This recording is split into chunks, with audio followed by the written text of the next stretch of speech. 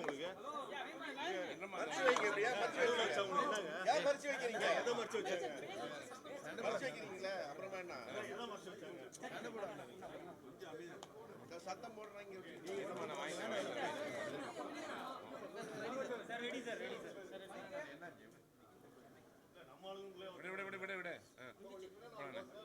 மாண்புமிகு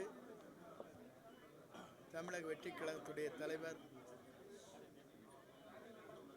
வெற்றி தளபதி அவர்கள் தமிழ்நாட்டில் பல்வேறு துறைகளின் விரைந்து பல்வேறு நடவடிக்கையை மேற்கொள்ள வேண்டும் என்று துறை வாரியாக ஆய்வுப் பணிகளை மேற்கொண்டு துறையின் சார்பாக ஒவ்வொரு நடவடிக்கையும் நாங்கள் மேற்கொண்டு வருகிறோம். அதன் அடிப்படையில் வெப்ப அபாயம் என்ற இன்று ஆய்ந்து அதற்கான கருத்துக்களை பரிமாறுவதற்காக இங்கே ஒவ்வொருடைய கருத்துக்களையும் கேட்டறிந்து எப்படி மக்களை பேணி காப்பது, மக்களுக்கு இந்த வெப்பத்தால் ஏற்படுகிற பல்வேறு நோய்கள் வராமல் தடுப்பது, முதியோர்கள், குழந்தைகள், ஊனமுற்றோர்களை எப்படி பேணி காப்பது, தொழிற்சாலைகளை எப்படி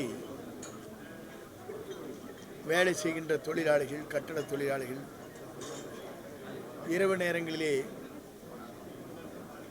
ஒரு சாதாரண இடத்தில் தங்கி வேலை செய்கின்ற பணியாளர்களுக்கு இந்த வெப்ப தாக்கத்தை எப்படி அவர்களை அந்த பணியிலே செய்கின்றவர்களுக்கு பாதுகாப்பு அளிப்பது என்ற போன்ற ஆய்வுகளை மேற்கொள்வதற்காக இங்கே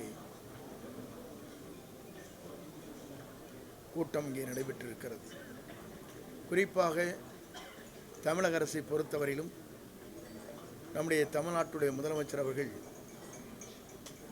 50 கோடி ரூபாய் முதல் கட்டமாக அனைத்து மாவட்ட ஆட்சித்தலைவர்களுக்கும் நிதிகளை ஒதுக்கி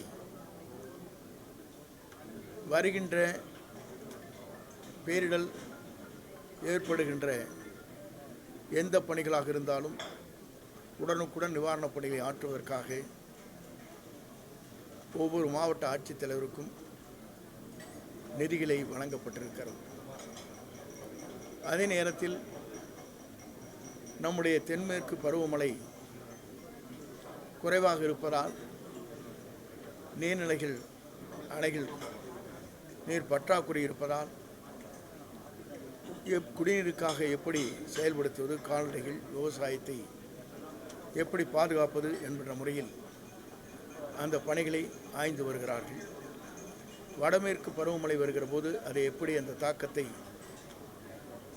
சரி செய்வது, அதிலிருந்து மக்களுக்கு எந்த இடர்பாடுகள் இல்லாமல் காப்பாற்றுவது என்ற நிலையை மனதிலே கொண்டு அந்த பணிகளை நிறைவேற்றுவதற்கும் நம்முடைய பேரிடர் மேலாண்மை துறையின் மூலமாக புதிதாக 55 கோடி ரூபாயிலே பொலிவோடு பயிற்சி மையங்கள், ஆராய்ச்சி மையங்கள் போன்றவர்களை உருவாக்கி உடனுக்குடன் மக்களுடைய வெப்பநிலை, பருவமழை அனைத்தும் மக்களுக்கு உடனுக்குடன் தெரிந்து கொள்வதற்கான நடவடிக்கை மேற்கொள்ளப்பட்டிருக்கிறது. அதற்கான பணிகளை முதலமைச்சர் அவர்கள் துவங்க இருக்கிறார்.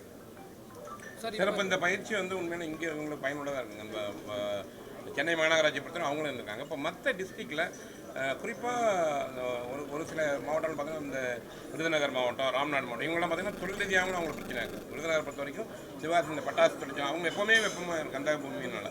இப்போ அந்த மாதிரி அவங்களுக்கான ஸ்பெஷல் இது பேரிடர் மேலாண்மை துறை சார்பாக ஏதாவது பண்ணுறோமா? பேரிடர் மேலாண்மை பொறுத்தவரையிலும் ஒவ்வொரு மாவட்டத்திற்கும் ஒவ்வொரு வித்தியாசமான வெப்பநிலை இருக்கிறது. நீலகிரி, கொடைக்கானல் போன்ற பகுதியில் வேறு, அதேபோல் ஏற்காடுக்கு வேறாக இருக்கும். அதேபோல் சில பகுதியில் நீங்கள் குறிப்பிடுவதைப் போல ராம்நாடு, அங்கே பார்க்கின்ற போது ராம்நாடு, விருதுநகர் போன்ற பகுதிகளில் நீங்கள் சொல்வதைப் போல வெப்பநிலை கூடுதலாக இருக்கும். புதுக்கோட்டை போன்ற பகுதியில் என்றைக்குமே மழை குறைவாக இருக்கின்ற பகுதிகளாக அந்த பகுதியில் இருக்கிறது. அதற்காகத்தான் இது போன்ற கருத்தரங்கள், கருத்துக்களை கேட்டு மாவட்ட வாரியாக மாவட்ட ஆட்சித்தலைவருடைய பரிந்துரையின் பேரில் முதலமைச்சருக்கு பல்வேறு கடிதங்கள் அனுப்பப்பட வேண்டும், என்ன நிலை இருக்கிறது என்பதை முதலமைச்சர் ஆய்ந்து வருகிறார். ஒவ்வொரு மாவட்ட ஆட்சித்தலைவருக்கும் உடனடியாக நாள்தோறும் என்ன நிலைமையில் இருக்கிறது என்பதை நாள்தோறும் ஆய்வுப் பணிகளை மேற்கொண்டு வருகிறார். ஆகவே அந்த பணிகள் எங்கெங்கே நீங்கள் சொல்வதைப் போல வெப்பநிலைகள், நீர்நிலைகள் குறைந்து கொண்டிருக்க இடம், குடிநீர் பற்றாக்குறை எங்கே இருக்கிறது என்பதையெல்லாம் ஆய்ந்து அந்த பணிகளை மேற்கொள்வதற்காக எங்கள் துறையின் சார்பாக பல்வேறு புள்ளி விவரங்களை அரசுக்கு எடுத்துச் சொல்வதற்கு இது ஏதுவாக அமைந்திருக்கிறது. சார், மேகதாது அணை கட்டுவதற்கு தமிழக அரசுடைய அனுமதி தேவையில்லைன்னு சொல்லி நேற்று பார்லிமெண்ட்ல வந்து மத்திய இணையமைச்சர் வந்து நீர்வளத்துறையில வந்து பதில் கொடுத்திருக்காங்க. இது தமிழக அரசு எப்படி எதிர்கொள்ள போகுது? முதலமைச்சரும் வரக்கூடிய திங்கட்கிழமை போறாரு. தமிழ்நாட்டை பொறுத்தவரை இது போன்ற கருத்துக்கள் அடிக்கடி கேள்விகளாக கேட்கப்பட்டு வருகிறது. தமிழ்நாட்டுடைய முதலமைச்சரை பொறுத்தவரையிலும் அவருடைய கனவிலே இருப்பது காவிரி டெல்டா பகுதியினுடைய நீரை, மழை நீரை வெள்ளம் பெருக்கெடுத்து வருகிற போது அது வருகின்ற நீரை மேகதாது அணை போன்ற அணைகளை கட்டுவது ஒரு செங்கல் கூட எடுத்து வைப்பதற்கு அனுமதிக்க மாட்டார்.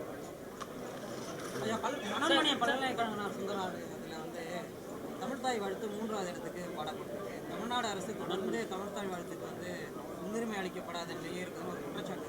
இல்லை, எங்களை பொறுத்தவரையிலும் ஆளுநரை முதலே தமிழ்தாய் வாழ்த்து பாடியதற்கு பிறகுதான் ஆளுநர் உரை ஏற்பட்டது என்பதை நீங்கள் அறிவீர்கள். ஏதோ ஒரு இடத்துல நடைபெற்றது, இப்போ திடீரென்று கேட்கிறீர்கள். அதற்கான இந்த துறையினுடைய உயர்கல்வித்துறை அமைச்சர் அதற்கான பதிலை அளிப்பார். வடிகால் பணிகள் சென்னை முழுவதும் நடைபெற்று வந்தது. அது முழுமையா முடிவடைஞ்சிருக்கா? வடகிழக்கு பருவமழையை சென்னையில் எதிர்கொள்வது நம்ம என்ன மாதிரி மேற்கொள்ளணும்? ஏன்னா அந்த பணிகள் முழுமையா முடிஞ்சது. ஏன்னா அவங்களே 80% இல்லை விரைவாக அந்த பணிகளை நகராட்சி மற்றும் நெடுஞ்சாலைத்துறை, பொதுப்பணித்துறை சேர்ந்து அந்த பணிகளை வேகமாக செய்து கொண்டிருக்கிறார்கள். இன்னும் 2-3 மாதங்கள் இருக்கிறது. ஆகவே நீங்கள் பொறுத்திருந்து அந்த கேள்வியை கேட்கலாம். பாதிக்கப்பட்டவங்களுக்கு கொடுக்கப்பட்ட பணியாணை நிறுத்தி வைக்கப்பட்டிருக்கு. அதில் தமிழ்நாடு அரசுடைய நிலைப்பாடு பரிசீலிக்கப்பட்டு கொண்டிருக்கிறது. ஏற்கனவே அதுக்கு சர்ச்சை வந்துச்சுங்க சார்.